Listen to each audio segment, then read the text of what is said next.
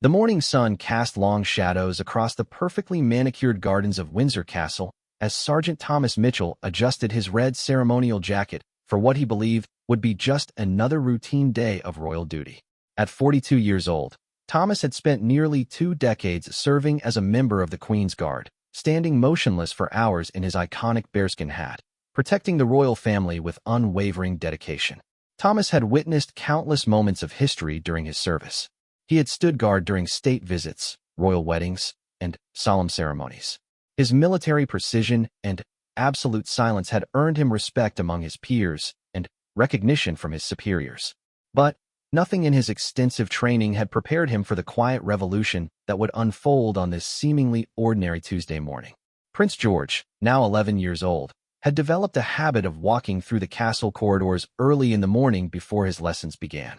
Unlike his younger siblings, Princess Charlotte and Prince Louis, who were often bursting with energy and chatter, George possessed a thoughtful nature that reminded many of his great-grandmother, Queen Elizabeth. He moved through the halls with a quiet dignity that seemed unusual for a boy his age. On this particular morning, Prince George noticed something different about Sergeant Mitchell. The guard stood at his post near the grand staircase with the same perfect posture as always, but there was something in his eyes that caught the young prince's attention. Perhaps it was the way Thomas occasionally blinked longer than necessary, or how his breathing seemed slightly more labored than usual. George had always been observant, a quality his parents Prince William and Catherine had nurtured in him since childhood. Most people walked past the guards without a second thought, treating them as living statues rather than human beings. But George had been raised differently. His parents had taught him that every person, regardless of their role or position, deserved respect and recognition. This lesson had been reinforced countless times through their charitable work and public engagements. As George approached Sergeant Mitchell's position, he slowed his pace. The guard, trained to maintain his composure regardless of circumstances, kept his eyes fixed straight ahead. However, George noticed something that others might have missed. On the pristine white gloves that were part of Thomas's ceremonial uniform, there was the faintest trace of what looked like dried tears. The young prince stopped walking entirely. For a moment, he simply stood there, studying the guard's face with the kind of innocent curiosity that children possess. Thomas, despite his training, found it increasingly difficult to maintain his stoic expression under the gentle scrutiny of the future king. What George didn't know was that Sergeant Mitchell had received devastating news just hours before his shift began. His younger brother, David, who had been battling a rare form of cancer for the past 18 months, had taken a turn for the worse during the night.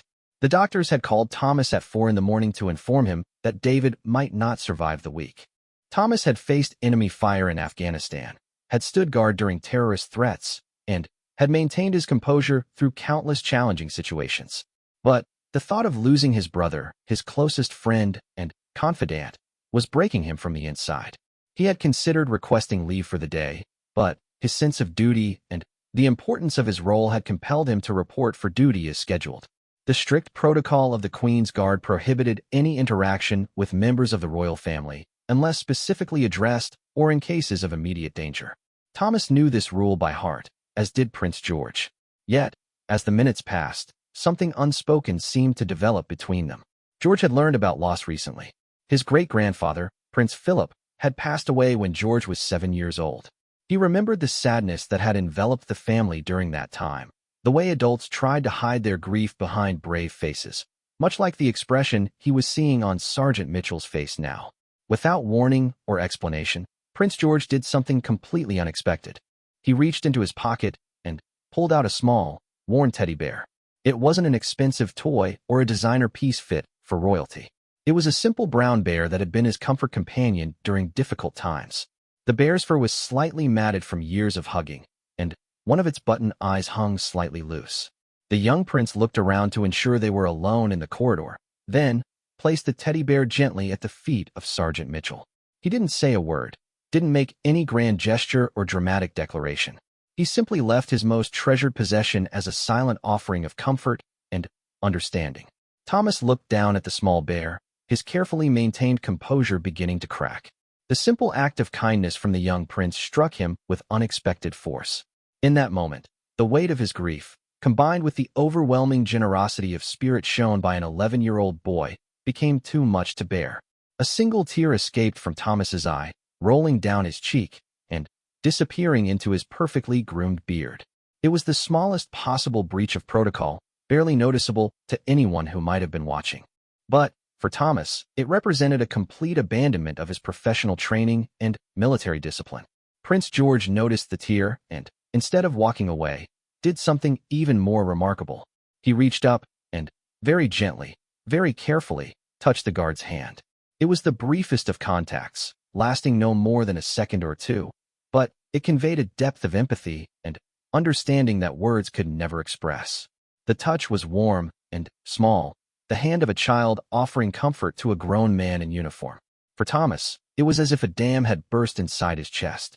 20 years of military training, 2 decades of maintaining perfect composure under all circumstances, suddenly seemed insignificant compared to the genuine human connection being offered by this young boy. George stepped back and gave the slightest nod, a gesture of acknowledgement and respect that somehow communicated everything that needed to be said. Then, without another word, he continued on his way down the corridor, leaving Sergeant Mitchell alone with the teddy bear and a heart full of conflicting emotions. Thomas remained at his post for the remainder of his shift, but everything had changed. The teddy bear sat at his feet like a small guardian angel, reminding him that even in his darkest moment, kindness and compassion could appear from the most unexpected sources. The rigid walls he had built around his emotions during his military career had been gently but permanently breached by a simple act of childhood generosity. As the hours passed, Thomas found himself thinking not just about his brother's illness, but about the profound lesson he had just received from someone who was still just a child. Prince George had somehow recognized his pain and had responded with pure, uncomplicated love. There had been no fanfare, no audience, no cameras to capture the moment for posterity. It had been a private exchange between 2 human beings, one offering comfort to the other in the most genuine way possible. When Thomas's shift finally ended and he prepared to leave his post, he carefully picked up the teddy bear. He knew he should probably return it to Prince George, but something told him the gift had been given freely, without expectation of return. As he walked toward the guard quarters to change out of his ceremonial uniform, Thomas carried the small bear with the same careful attention he would give to the crown jewels themselves. The weight of the small teddy bear in Thomas's hands felt heavier than his ceremonial rifle as he made his way through the castle's service corridors toward the guard quarters. Each step seemed to echo with the memory of Prince George's gentle touch and the understanding that had passed between them without words. Thomas had experienced combat zones where life and death decisions were made in split seconds, but nothing had prepared him for the emotional impact of a child's simple act of kindness. As he entered the changing room, his fellow guards were engaged in their usual post-shift routine, discussing weekend plans and sharing stories from their positions around the castle. The familiar sounds of military camaraderie that had once brought him comfort now seemed distant and hollow. Thomas moved through his duties mechanically, removing his bearskin hat and hanging up his red tunic with the same precision he had maintained for 20 years. Corporal James Patterson, Thomas's closest friend among the guards, noticed the unusual quietness. James had served alongside Thomas in Afghanistan and had been present during some of the most challenging moments of their military careers. He recognized the signs of internal struggle that his friend was displaying, though he couldn't identify the cause. "Everything all right, Tom?" James asked, approaching with the kind of casual concern that masked deeper worry. "You seem different today." Thomas looked down at the teddy bear he still held, its worn fur soft against his palms. How could he explain what had happened without sounding like he had lost his mind? How could he describe the way a simple gesture from an 11-year-old prince had shattered decades of emotional armor? "My brother," Thomas began, his voice rougher than usual. "The doctors called this morning. They don't think he has much time left." James's expression immediately shifted to one of sympathy and understanding. He had met David Mitchell on several occasions during family gatherings and knew how close the brothers were. "Why didn't you take leave? You should be with him." Thomas held up the teddy bear, studying its button eyes as if they held answers to questions he didn't know how to ask. "Prince George gave this to me today. He didn't say anything, just left it at my feet and touched my hand. I think he knew I was hurting." The changing room fell silent. The other guards, who had been half listening to the conversation while going about their own routines, stopped what they were doing. In their world of strict protocol and unwavering discipline, The idea of a member of the royal family acknowledging their humanity in such a personal way was almost incomprehensible. "The little prince did that?" asked Sergeant Davies, a veteran guard with 15 years of service. "That's not like any royal interaction I've ever heard of." Thomas nodded slowly, still processing the experience himself. It was like he could see right through all the ceremony and uniform straight to what I was feeling inside. "I've never experienced anything like it." Over the next few hours, word of the incident spread quietly through the guard quarters, not as gossip or entertainment, but as something more significant. The guards began sharing their own observations about Prince George, small moments they had witnessed that revealed his character. Some remembered how he always made eye contact with staff members when he passed them in the corridors, offering small nods of acknowledgement that most royals never thought to give. Others recalled seeing him help his younger siblings when they struggled with something, showing patience beyond his years. These individual moments, when woven together, painted a picture of a young boy who possessed an unusual degree of empathy and emotional intelligence. Meanwhile, Thomas struggled with a decision that would have seemed unthinkable just hours earlier. The teddy bear had become more than a gift. It had become a symbol of human connection that challenged everything he thought he understood about duty, protocol, and emotional expression. He found himself questioning whether he could continue to stand as an impassive statue when his heart was breaking, whether he could maintain the facade of indifference when someone had shown him such genuine compassion.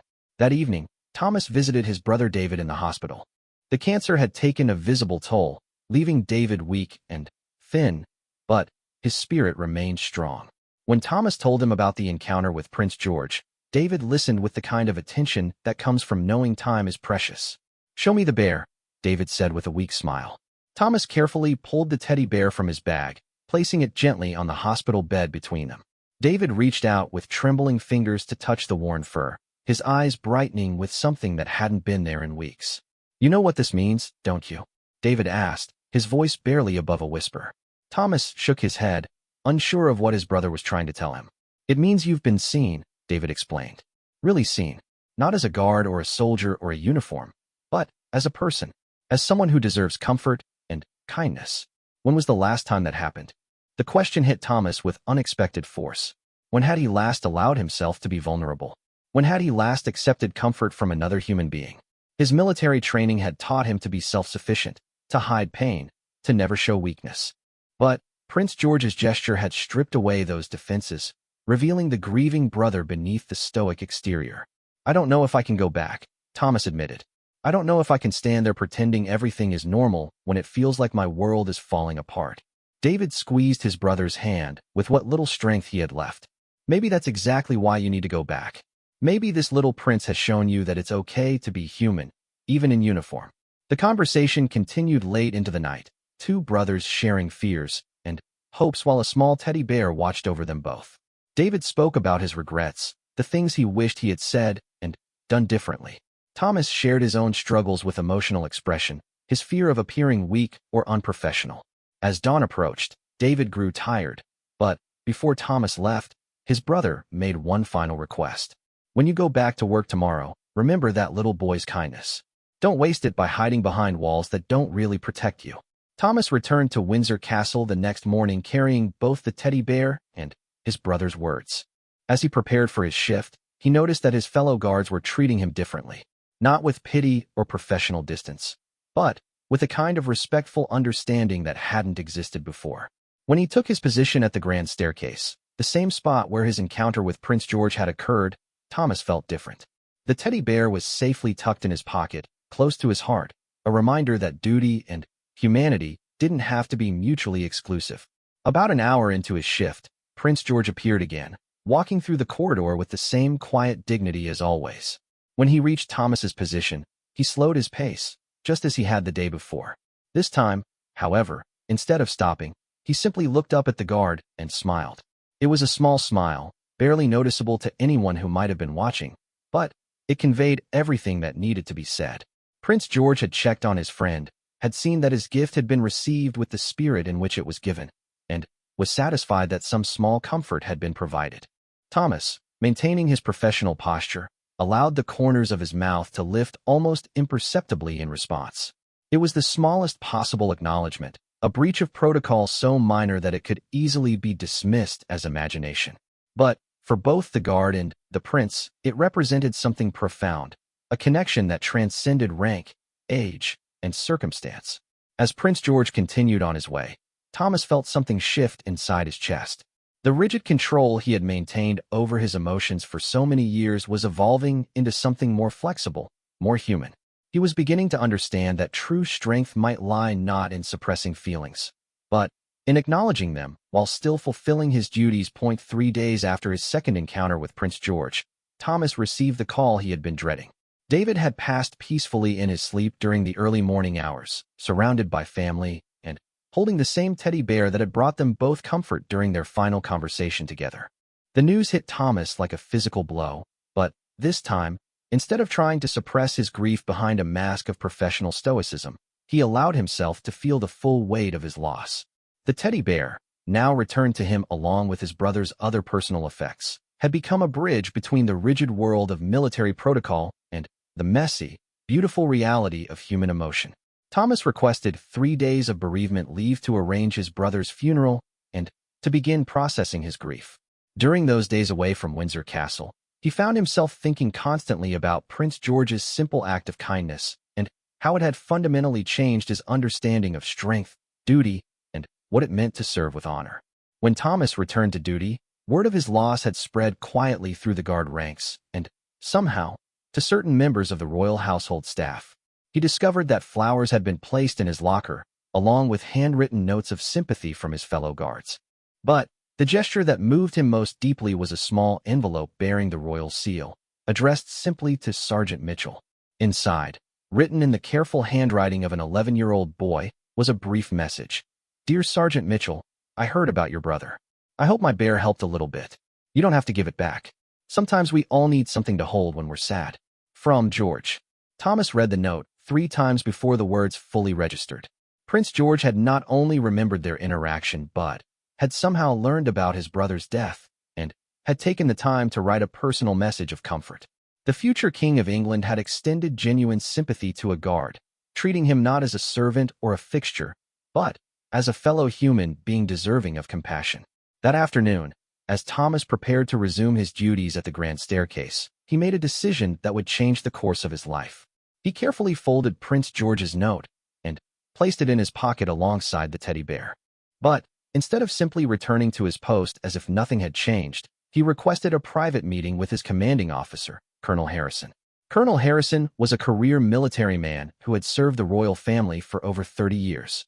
He had seen guards come and go, had witnessed moments of great ceremony and quiet dignity, but he had never had a conversation quite like the one Thomas initiated that day. "Sir," Thomas began, standing at attention in the colonel's office, "I need to speak with you about something that happened during my last shift before leave." Colonel Harrison gestured for Thomas to sit, noting the unusual gravity in his subordinate's voice. "Go ahead, Sergeant."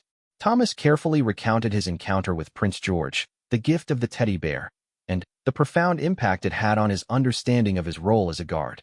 He spoke about his brother's death, about the note Prince George had written, and about the realization that had been growing within him during his days of bereavement. "Sir, I believe I need to resign from the Queen's Guard," Thomas concluded, his voice steady despite the magnitude of what he was saying. "Not because I no longer wish to serve the royal family, but because I've come to understand that true service might look different than I originally thought." Colonel Harrison leaned back in his chair, studying Thomas with the keen eye of someone who had spent decades evaluating character and motivation. "That's quite a decision, Sergeant. What brought you to this conclusion?" Thomas pulled out the teddy bear and Prince George's note, placing both on the colonel's desk. "This young prince showed me more about leadership, compassion, and genuine service in a few minutes than I learned in 20 years of military training. He saw someone in pain and responded with kindness, not because protocol demanded it, but because his heart demanded it." The colonel picked up the note, reading it slowly. When he finished, he was quiet for several long moments. Finally, he looked up at Thomas with something that might have been understanding. "And how do you believe Prince George's example should change how you serve?" the colonel asked. "I want to work with children, sir. Specifically, with children who have lost family members to illness or military service. I want to use what I've learned about discipline, honor, and duty to help young people navigate grief and loss." Prince George showed me that sometimes the most important battles we fight aren't against external enemies, but against the isolation and pain that come from keeping our emotions locked away. Thomas explained his vision of creating a program that would combine military discipline with emotional support, helping children develop resilience while also learning that vulnerability and strength could coexist. He spoke about using his military background to provide structure and stability for young people dealing with trauma, while also teaching them that asking for help and accepting comfort were signs of wisdom, not weakness. Colonel Harrison listened without interruption, occasionally nodding as Thomas outlined his plans.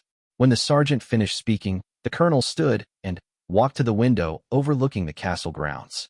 20 years ago, the colonel said without turning around, I would have tried to talk you out of this decision. I would have reminded you of your duty, your pension, your career prospects. But I've been watching the royal family for 3 decades, and I've seen how genuine leadership manifests itself. He turned back to face Thomas. Prince George is being raised to understand that true nobility comes from serving others, not from being served by them. If his example has inspired you to find a new way to serve, then perhaps your resignation isn't a departure from duty, but a fulfillment of it. The conversation continued for another hour, with Colonel Harrison helping Thomas navigate the administrative aspects of his resignation while also discussing potential paths forward. The colonel revealed that the royal family had quietly established several charitable foundations focused on supporting military families and bereaved children. He offered to make inquiries about possible positions that would allow Thomas to pursue his newfound calling while maintaining his connection to the values he had learned during his military service. 2 weeks later, Thomas stood at his post for the final time. As the morning progressed, he found himself reflecting on the journey that had brought him to this moment. The rigid certainty that had once defined his worldview had been replaced by something more flexible and, ultimately, more resilient. Near the end of his shift, Prince George appeared in the corridor, walking with his characteristic quiet dignity. When he reached Thomas's position, he paused, just as he had during their previous encounters. This time, however, he spoke. Sergeant Mitchell, the young prince said, his voice carrying a formality that somehow managed to convey both respect and warmth. I wanted to thank you for your service to my family. Thomas, following protocol, remained at attention and looking straight ahead. But he spoke clearly and sincerely when he replied, The honor has been entirely mine, Your Royal Highness. Prince George nodded once, a gesture of acknowledgement between equals, and then reached into his pocket. He pulled out a small envelope and placed it at Thomas's feet, just as he had done with the teddy bear weeks earlier. For your new adventure, the prince said simply, then continued on his way down the corridor. After his shift ended, and he had changed out of his uniform for the last time, Thomas opened the envelope. Inside was a photograph of Prince George standing with his siblings, along with another handwritten note. Dear Sergeant Mitchell, my parents told me about your new job helping children. I think you'll be very good at it because you have a kind heart. I hope this picture reminds you that sometimes the best way to honor people we've lost is by helping others who are still here. Thank you for keeping our family safe. From your friend, George. 6 months later, Thomas stood before a group of 20 children aged 8 to 14, all of whom had lost a parent to military service or illness. He wore civilian clothes now, but he carried himself with the same dignity and purpose that had marked his years as a royal guard. In his office, prominently displayed on his desk, sat a worn teddy bear and a framed photograph of a young prince with his siblings. The program Thomas had envisioned had become reality, supported by royal patronage and staffed by former military personnel who understood the value of both discipline and compassion.